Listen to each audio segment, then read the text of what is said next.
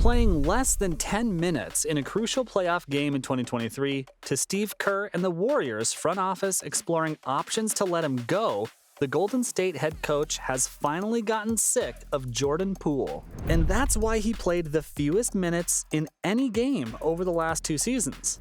When you take into consideration how important Game 4 of the 2023 Western Conference semifinals was, you realize just how much Poole's stock has fallen in the 2022-23 season.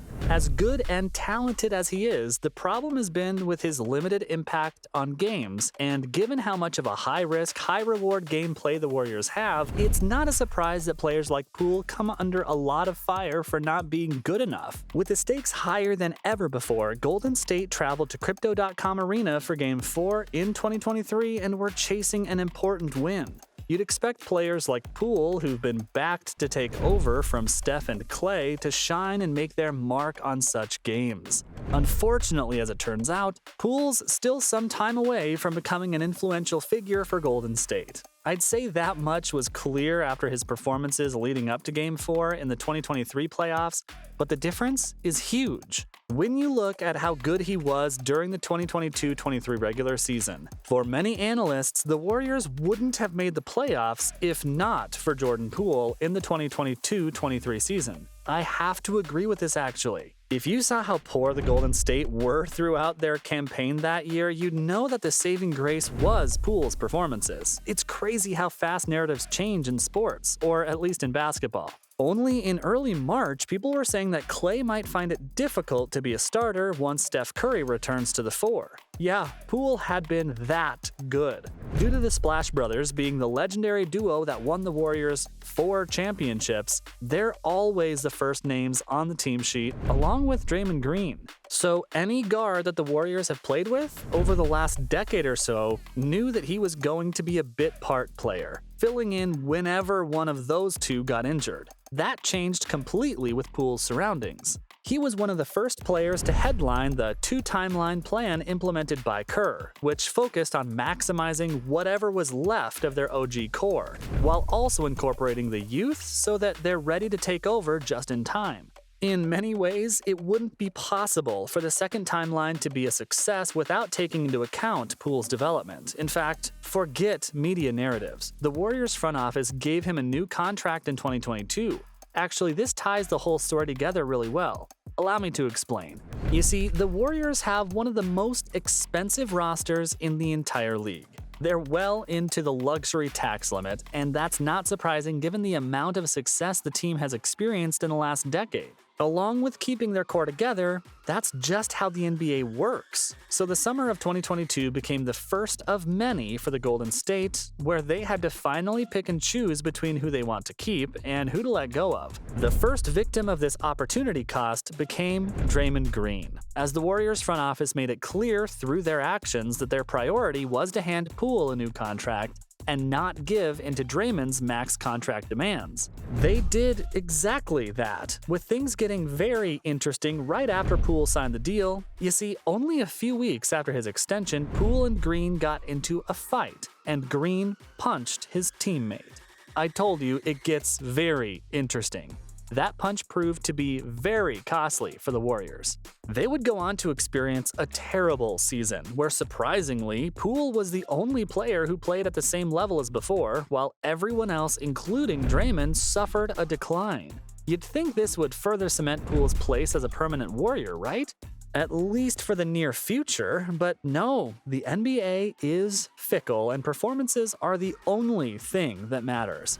Most importantly, performances at the biggest stage are all that matter. Once you start performing good, you've got to keep getting better, otherwise you're just not good enough. So despite having a wonderful regular season, where the Warriors were heavily disjointed, people took them to the playoffs, but that's where his troubles began. Sports in the States are predominantly known for getting interesting when the playoffs are around. Most fans care only about the postseason, and the regular season games just aren't given the same kind of attention.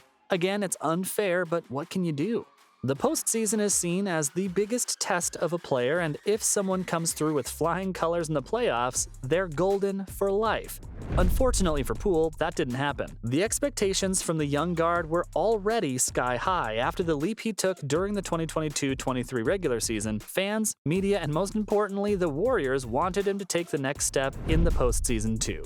The 2023 playoffs weren't the year Poole would do that, though. He disappeared completely. In fact, the outrage would have been a lot more if the defending champs had exited in the first round. And that was entirely possible. However, Poole's shortcomings were masked, because 7 points in Game 6 was disastrous, and then 8 in the all-important Game 7. Are you kidding the fans here, Jordan? Can you imagine how much criticism he'd have received if Steph wasn't there to save him? Thankfully, he was feeling it and destroyed the young Kings' side, which allowed the Warriors to stumble through to the second round. But even Steph's heroics had a limit. They'd lose Game 1 at home to the Lakers, but after watching what Poole did, scoring 21 points and going 6 for 11 from the range, the team had considerable hope that they'll pull things back. But Poole froze. My guy hasn't moved for 5 games. Oh yeah, it was that bad. The very next game at Chase Center was a must-win for the Warriors. They managed to come through with flying colors, but no thanks to JP. He scored 6 points in 16 minutes. Kerr is clearly frustrated with his young guard's performances. Again, they hope that he'll pick it up when the series moves to Los Angeles, but that's where things got really bad. You see, Game 3 at the Crypto.com Arena was a horror show for the Warriors, and in particular, Poole. 5 points on 2 of 9 shooting in 22 minutes. It was painful to watch.